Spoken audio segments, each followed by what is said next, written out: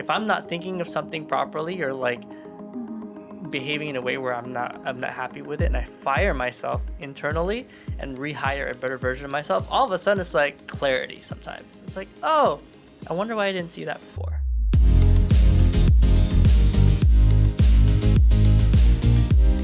Welcome back. This is going to be fun because we're going over interview questions. Between the three of us, we've had several interviews, probably in the hundreds. Lots. And we've been interviewed. We've interviewed other people, and we've had quite some great interviews. I think like some really phenomenal interviews. One in particular I can think of right off the bat. And then we've had some really interesting ones. Like really interesting ones. So today we're going to spill the tea on some interview tips and tricks that's going to help anyone, honestly. Not guaranteed to land the job or position you want, but it's going to help. Like, because I know there are some things that we look for when specifically when we ask certain questions, and it's not really like the answer that we're looking at sometimes. And I tell this to a lot of our managers, like, read between the lines. Mm-hmm. And sometimes it's not exactly what you say that I'm listening to. It's the finer detail. Sometimes it's how you say it even. It's your body language. It's how you present it, what you say, how you say it. Yeah. Yep. All right. Well, what's one of the very first questions an interviewer would ask? Like, if we were going to interview somebody applying for a crew member position at Pochi, what's one of the first questions that we would kind of ask? It's so basic, but I always ask, just like, tell me a little bit about yourself. Not really because, like, we need to ask it. It's more that I just want to hear them, like, talk about themselves. Like, how do they talk about themselves? Or it also shows, because a lot of the people we interview, this is their first time job.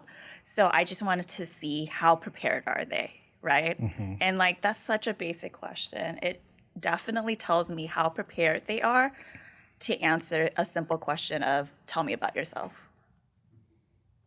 That is it's a hard question to actually answer, though. Like, yeah, it is. Because like if somebody asks you, tell me about yourself. Well, I was born in, like, we're not trying to go that far back, but like, what do you think your kind of details or like things that you are looking for within answers that they provide? Honestly, I'm looking for just like a nice, concise, like, overall picture, like summary of who they are. Not necessarily all the little details ever, because some people will just like spill the tea on literally their whole life story. And then some people are just like, this is my name, this is how old I am, I'm in school, okay, that's it. Very surface level. Yeah. So I'm just looking for kind of like a overall good, like, summary, like, concise answer that kind of just packages it up, like, pretty simply and not super long, but not super short either. Just like a quick, your elevator pitch of like who you are. An elevator pitch. That's that's it right there. Because think of it as an elevator pitch. You got to sell yourself in the first 60 seconds. Like, you've got 60 seconds at the very most, maybe even 30. Sell yourself. Like, what can you say? And it's something that I look for too, even before the interview even starts. If we're doing an interview in person, is how do they introduce themselves when, like, I first meet them? So, like, when I introduce myself, hey, like, are you so-and-so? Nice to meet you, handshake. So if they give me, like, a weak handshake, or, like, don't look me in the eyes, or, like, can't make eye contact, and, like, you know, like, it's just being really awkward, that also says a lot, too, I feel like. Yeah. I know with the most recent situation that we've had with everything being online, I can tell you right now, this is a huge tea spilled right here.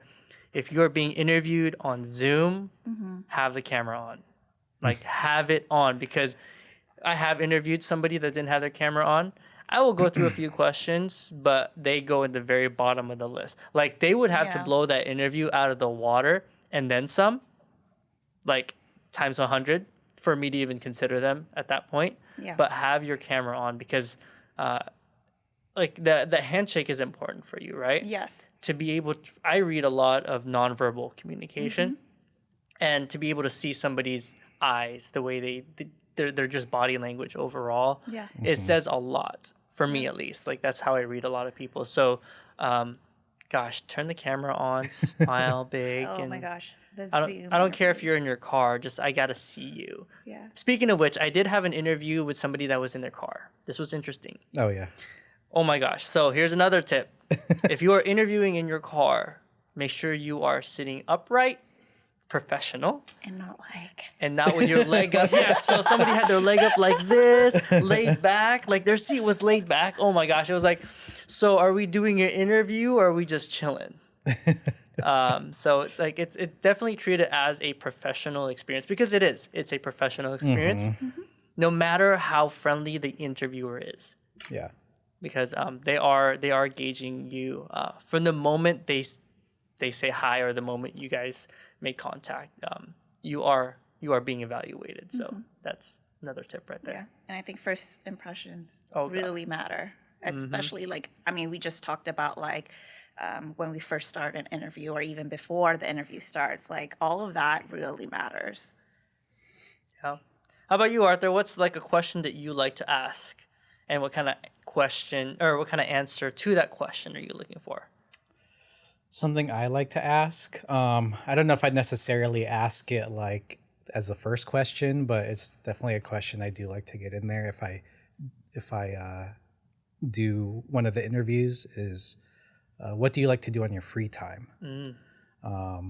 I like to ask that because it kind of gives me a good idea of a little bit deeper idea of like kind of who they are as a person, maybe even give me a window into their type of work ethic to see if like maybe they like to do a lot of extracurricular activities, maybe they like to go to the gym a lot, maybe like to go on hikes, maybe they like to lounge around, maybe they like to play video games. It all kind of gives us an idea of just what your work ethic might be like, what kind of kind of how motivated you are or inspired to just get out there and do things as a person.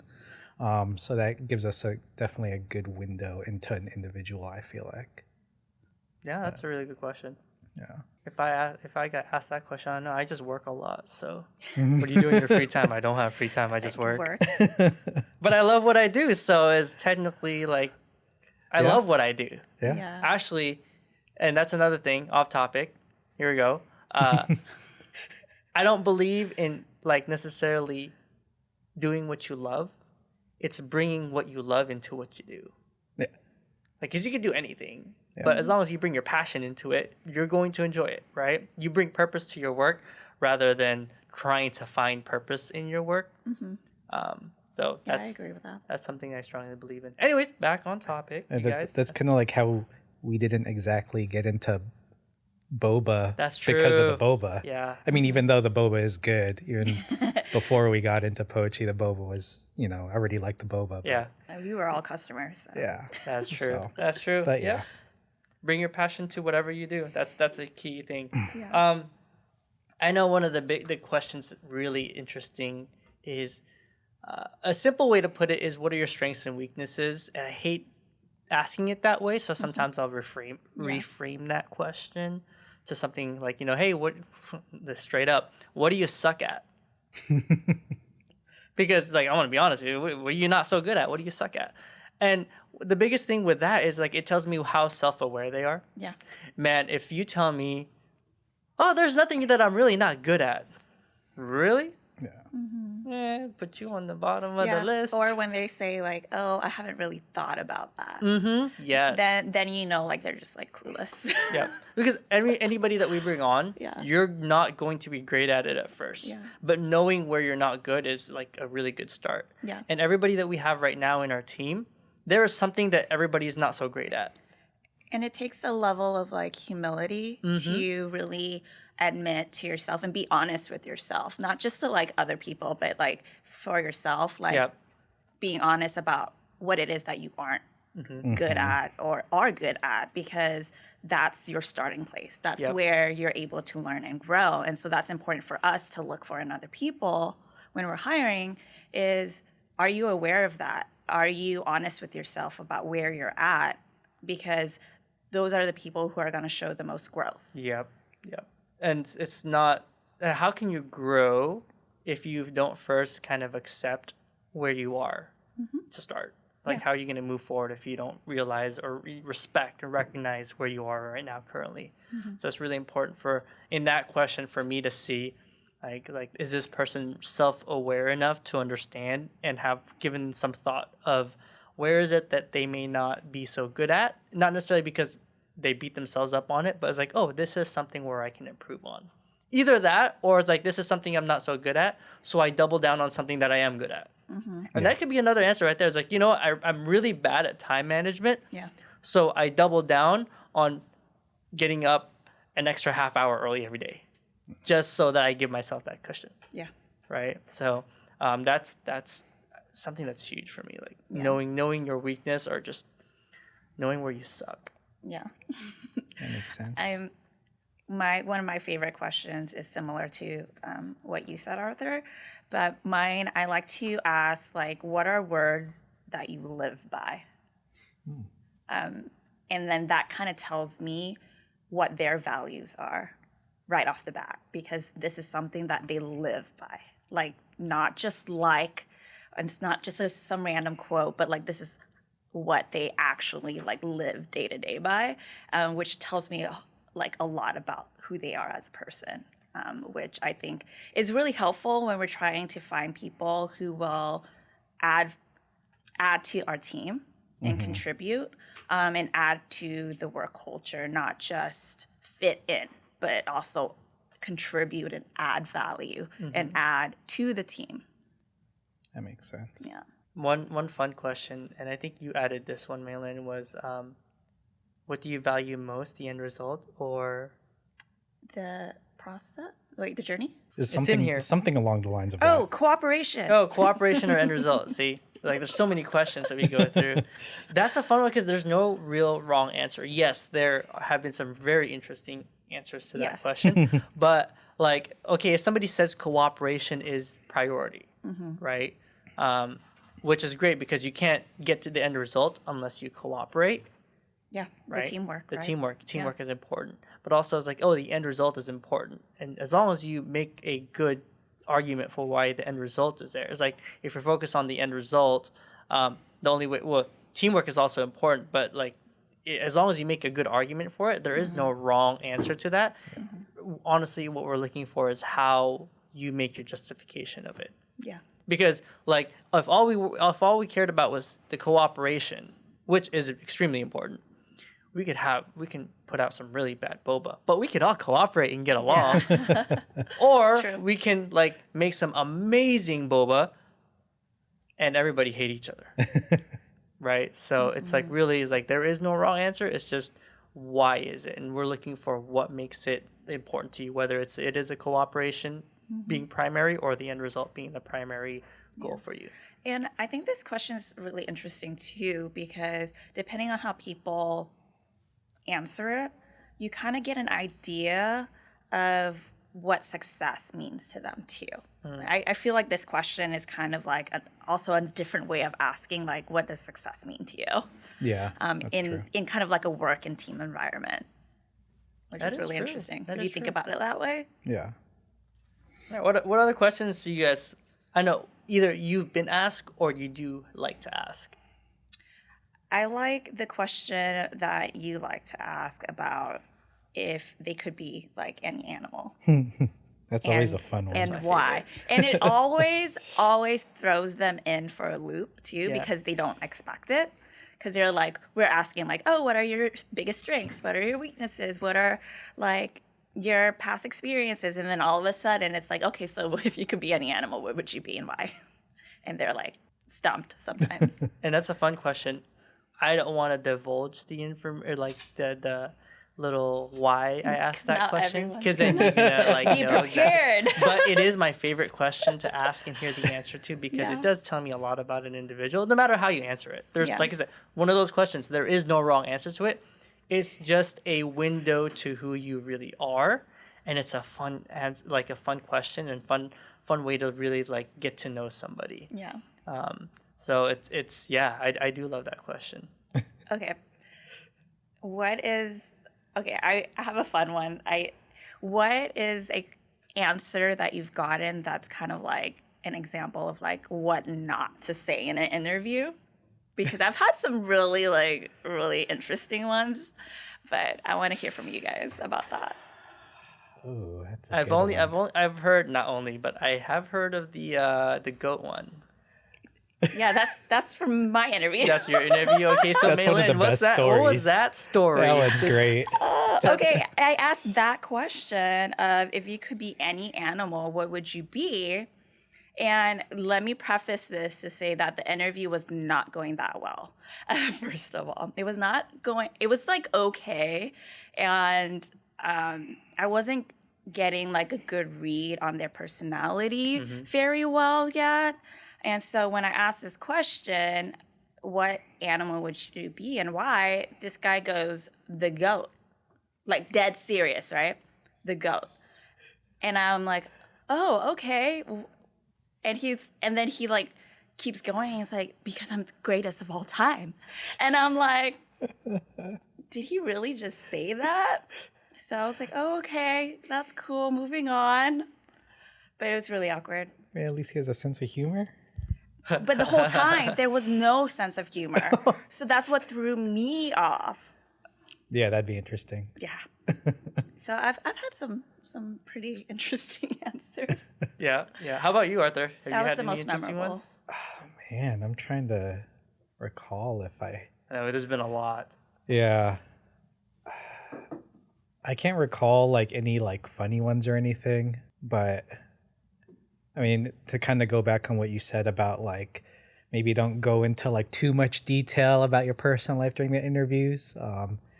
It's just like I've had somebody I interview just like go into like their and it's okay if you go through this and stuff, because I think we all go through it every now and then, and everybody kind of experiences mental health issues sometimes and stuff, some more than others. But yeah, they really like went deep into it, and it was just kind of I was glad that they were able to be so open and candid about it. At the same time, I could see how like maybe at a different company or a different interviewer where it kind of might turn them off possibly. Yeah. Gotcha. But at least for me, I appreciated that they were able to be open about it, and they were actually even able to explain kind of what they do to kind of help better themselves and improve their mental situation, and just kind of the steps they took to kind of push through it. And that kind of showed me, kind of like how proactive they are. And Yeah. So I think the key to that one was authenticity. Like that person was authentic. yeah, Yeah. They definitely. weren't just saying, "Oh, I go through this stuff just to make you feel sorry about them or whatever," but they were very authentic in what they were saying Exactly. and how they delivered it. And they were very like real about it. So Yep. I think I recall that one. So like that's a huge thing, is authenticity. Yeah, and that's something I think we all like look for and appreciate in an interview. Like I know interviews you can get very like nervous, and it's nerve-wracking and all of that too. It's a lot of pressure, but we really do want to get to know you for who you are. And I wish more people knew that. Yeah. That we want to see you. We don't want to see the scripted answers. We don't want to hear the scripted answers, because you can tell when somebody has rehearsed that answer. It feels very scripted. Or they're giving you the answer that they think you want to hear. Exactly. Yeah. And then it's hard to get a really good read on who they are and how they would fit in with our team. Yeah. And so then that person, if we can't get a read of who they are and how they would fit in with our team, then as much as I like them, I can't say yes to them, to hiring them. Yeah, on. that's true. That's makes true. sense. Oh, pro tip pro tip. Google. Like, if you don't know how to write a cover letter, Google it. If you don't know how to put a resume together, Google it. Like, Reminds me. it's just amazing. We've actually had somebody send in their profile photo as a cover letter. Just like a headshot. Just a headshot. Yeah, But it's I like remember that. Not even a pro headshot. It's like off your phone camera cell headshot, phone like a selfie. selfie. Yep. Yes. Yes. So as interesting as fun as we will have of a conversation after you do that, the possibility of you getting brought on board is very little, just because it's like, well, you got to be able to follow directions. So that's one thing. And then here's one. Describe what a good leader looks like to you? Or if like it's kind of like the idea of I'm kind of looking for, I want this person to be the leader that they wish they had. So I want to know what kind of leader they're looking at or they look up to. Yeah. And this ranges anywhere between their parents to sometimes teachers or like big figures. Yeah. Right? If so, a leader that or somebody that you look up to here's a really cool one. I think it was McConaughey who actually had a speech about this or something like that. He looks to himself, but 10 years from now. Like, it's almost like, where do I want to be 10 years from now? And then that's the person I look up to. Because 10 years from now, when he gets there, he's looking at himself 10 years after that. So it's always like the person that he's looking to be is a better version of himself every single time, which is really cool. Not saying you should use that, because I'm going to catch you if you use that. I was like, you listen to the podcast, huh? But like, just knowing that what kind of leader that you look up to is really important. Because really at the end of the day, and this is something that we also work with a lot of our team members, our managers, or that's why we don't call them managers, we call them leads, because we want to kind of guide them to be leaders, right? Managing is, honestly, it's not hard. Being a leader is really difficult. And that's why it's being a lead in our team is not that easy, because you're actually having to lead the team, not just by your position, but by your action or how you are as an individual. And it's really important for me to kind of understand what kind of person this individual, whoever I'm interviewing, looks up to, because that's a good indication of what kind of leader they may be in the future. And also, on another side of that too, of that question, is how they answer that and how they describe what they value in that leader. Those are the traits and qualities that they appreciate, right?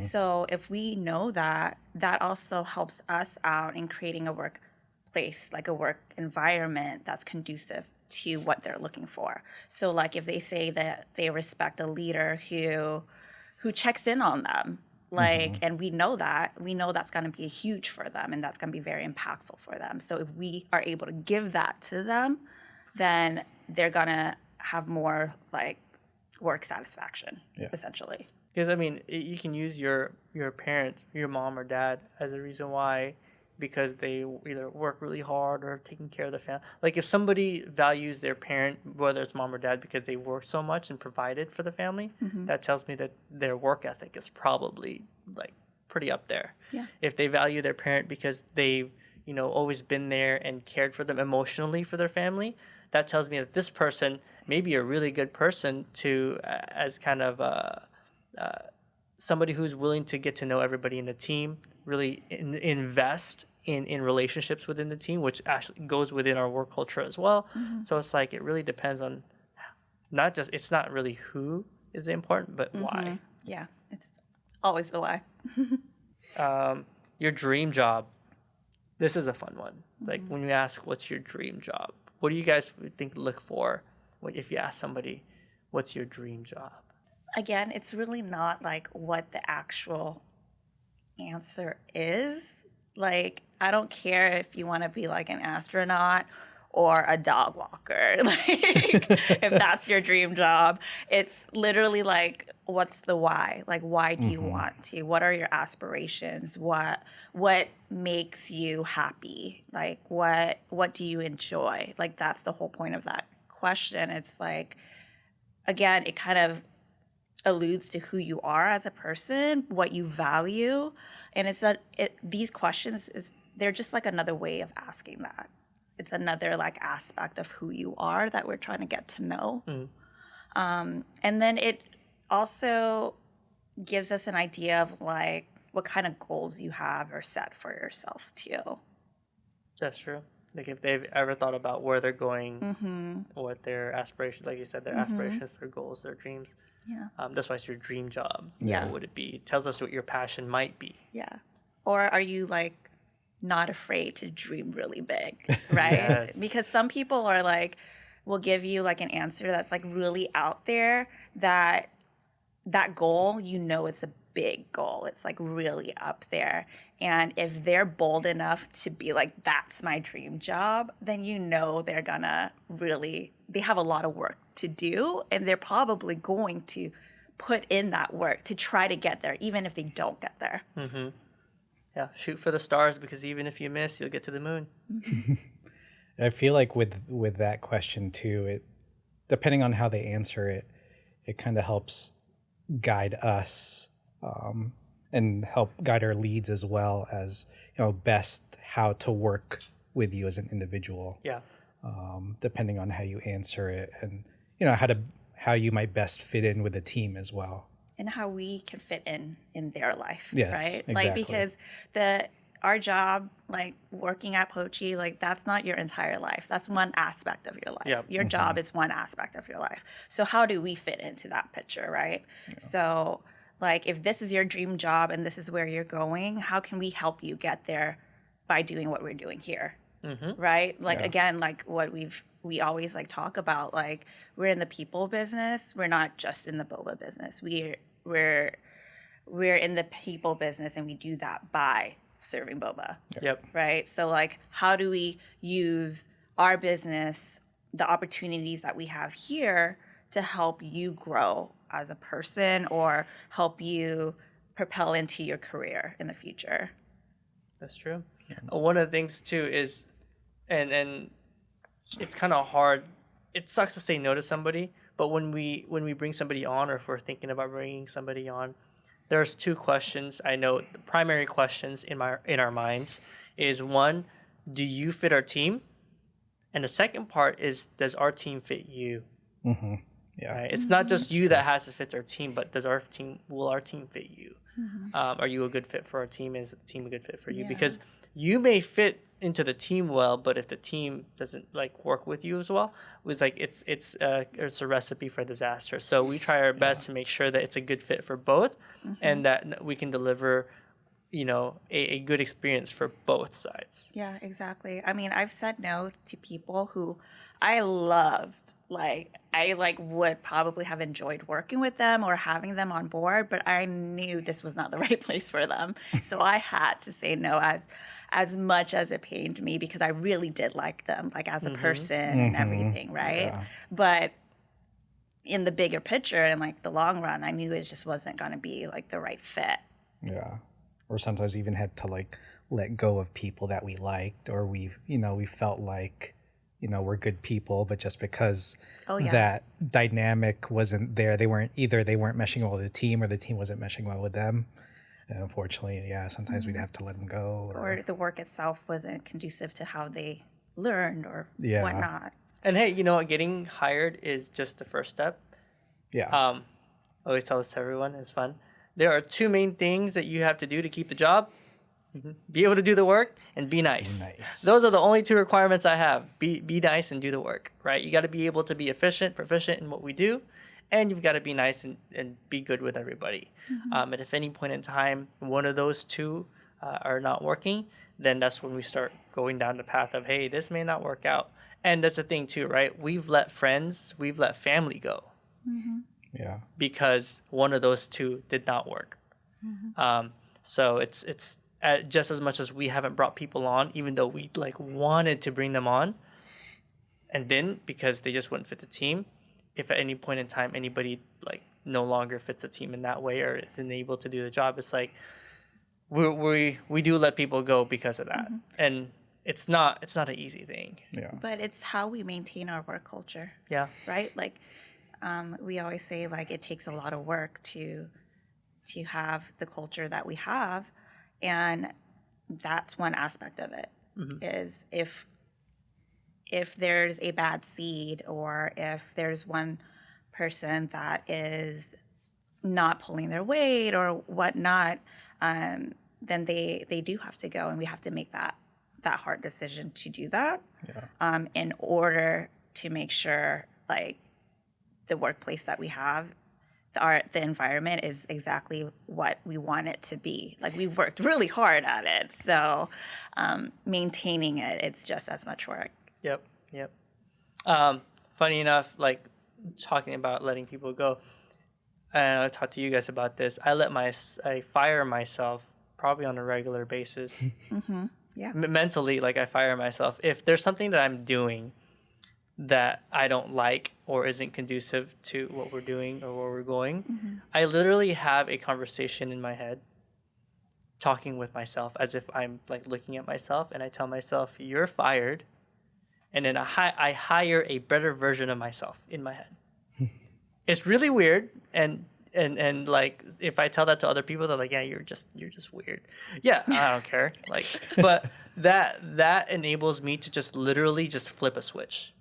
If I'm not thinking of something properly, or like behaving in a way where I'm not happy with it, and I fire myself internally and rehire a better version of myself, all of a sudden it's like clarity. Sometimes it's like, oh, I wonder why I didn't see that before. And it's we teach this to our team too, right? About like, it's all about the recovery, not the mistake. So we encourage the mistakes, but it's more about like how you bounce back from that, and teaching them how to like recover and move on and pick up the pieces and What all they that learn stuff. from it. Yeah, what they learn from it. So it's helping them not take it so personally, because when you take it personally, you all of a sudden the energy is different, right? So you're kind of hard on yourself, you're down on yourself, you're beating yourself up, you go inwards, right? You go inwards, you're not making eye contact with people, you're not talking to people anymore. All of a sudden you're closed off. And that just like, especially working in such a close-knit environment, that just throws off the energy in our store. In a close-knit team. Yeah, in a close-knit team. It throws off the energy, and people feed off of that energy, and people can feel that right off the bat. Yep. So I love how like you described that, because it's almost like a way for you not to take things personally and kind of like get outside of yourself and being like, this is Ralph, a whole other Ralph. This is a whole different other Ralph, and seeing yourself kind of like outside of yourself. So that way you're not taking it so personally and dwelling in that like moment and just feeding that negative like energy and negative cycle, you know? So I think that's like really, it's like a really cool way of seeing it. It's different. Very different, but it's a fun way of seeing it, I think. Like it keeps you from getting, at least it seems like it keeps you from getting like sucked into those, the negative feelings that might come along with it if you're looking at it from the outside. Because it creates a negative feedback loop if you maintain that kind of mentality. Whereas if you're able to let yourself go, so to speak, then it's almost like just cut it off and then just start fresh. And then at some point in time, I had to fire that version of myself. That's just how it goes. Like at some point in time, you're not going to perform. You got to hire a better version of you. It's normal everyday process. Yeah. No biggie. Yep. Here's a fun one too. Pet peeves. If we ask that, like my question would be, like, what's one of your pet peeves? For me, one of the things I look for is not really the pet peeve itself. It's how you approach the pet peeve. How they talk about it. How they talk about it. Because here's, I guess, not the perfect answer, but like I've never heard anybody answer this. It would be great. But if you answer it this way, then I know you listen to the podcast. But like, here's the answer to that, right? What's your biggest pet peeve? It's like, well, I wouldn't say I really have a big pet peeve, because if there is something that's bothering me about somebody, or something that somebody is doing, I would rather approach them first and have a conversation about it, so I can understand where they're coming from, or understand why it's bothering me so much, and then kind of mitigate that before it becomes a pet peeve. Like that would be, whoa, you've really done Yeah. some so you're really self-aware. You're really consider things. So, we all have pet peeves. Like, let's just mine. I know mine personally is time. Like, I value time so much that when somebody is not on time, it just like when I say not on time, I mean if you are on the clock on time, I'm like, you're late. If you're not early, you're late. That also comes from my dad who was always late. Like, we set the clock at home like 10 minutes ahead, but he was still always late. So I value time. So when for me personally, and knowing that is a pet peeve of mine, if somebody is late, it's not them, it's me, right? That's my expectations. Yeah. And instead of kind of expecting them to be on time, it's like, okay, like I'm just expecting other people to be on time. What can I do in the meantime to kind of like stay productive and efficient with my time? Because just because I value time doesn't mean somebody else needs to value it as much as I do, Yeah. right? Now, if somebody does value time as much as I do, I might consider them a little bit like higher on the list Might of be a little people. biased. Yeah, I might be a little biased. I'm not, there is no absolute unbiased or like Yeah. in an interview process. I'm kind of evaluating, but like, time is one of those things for me. People don't realize that, I mean, we're a small business, so we remember the people and a lot of the interviews that we have. So when you do bring your A game in your interview and then we do hire you on board, we still remember some of the stuff you say. And so we're gonna see if you're true to your word or not too. And so we might ask questions. We might be like, hey, so I remember you told me about this. Like, what's true. happening here? That is true. That is true. So, yeah, all these interview questions, like any interview questions that we come across that I know I like and you guys probably like, it's really just to get to know the individual as an individual. Because, like I said, at the end of the day, we want to know whether they are a good fit for a team and if our team is a good fit for them. Because we want a team that can get along, that can work well together, that have the same. Not everybody has to have the exact same values, but have to have the similar values, right? And you can all have different goals in life. But I mean, heck, our team is incredibly diverse. What they want to do, where they're trying to go, their experiences, their experienced traumas in life, like everything is so different, but they all get along because I think that's credit to our team, that our managers or our team leaders that are doing the interviews, because they are pretty picky. Like if there's somebody that they are like, yeah, I don't know, they'll actually forward it to you, right? And make sure that they're getting the right vibe off of that person.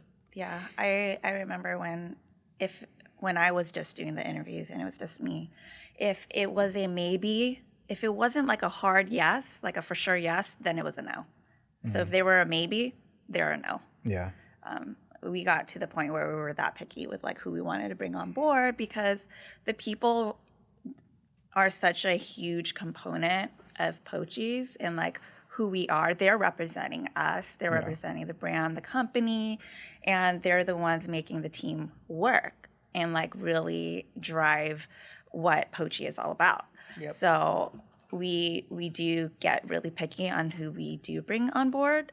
And I think our leads, our managers are kind of on the same page with that now too. Yeah. And I think they are seeing why we are so picky and like why we make the decisions that we do and why it's so important to have the right people in place. I mean, we can go on because, like I said, the interview questions I printed out here for us. I think the last interview questions we had set, but like we have so many. Like these are just, I think, about half of the questions that we have on our list that we'd like to ask. Yeah. Not that we ask all of them, but these are the ones that are just like for the last interview. And there's, I think the main thing is, when you are going in for an interview, that you are who you are, provide, your best. You're not just providing your best foot forward, but make sure it's your foot. Honestly, like just make sure it's you. Yeah. I feel like when we are interviewing people, especially for Pochi in my experience, there's two camps for the interviewees that they fall into. One is they've never had any job experience. The second is they have prior job experience, right? And so the way we like approach those interviews are pretty different in what we kind of look for and the questions that we ask, I feel like. Because you can ask a lot of questions with somebody who has a ton of job experience.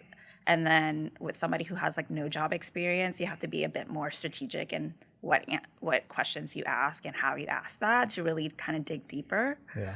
And I know for the people who've never had a job before, it can get a little bit tricky for us to interview because now we're working off of like, okay, maybe personal experiences or school experiences.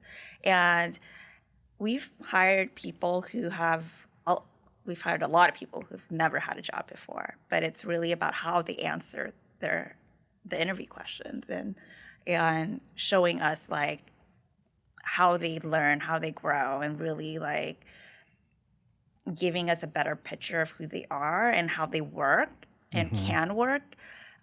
It's really important, I think, in those type of interviews. Yeah. And in the interviews with people who have like a lot of job experience, I'm looking for how have they grown? Like what have they taken away from those past experiences? Because I've had interviews where people have a ton of job experiences, but the way they talk about it, it doesn't seem like they've learned anything That's true. from those jobs, right?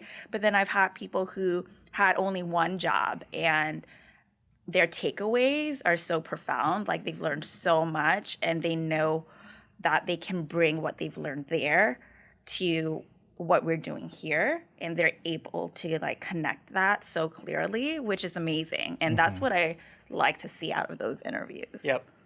And here's the thing too, like we've gotten this question a lot from people sending us messages on Instagram. How young do you hire?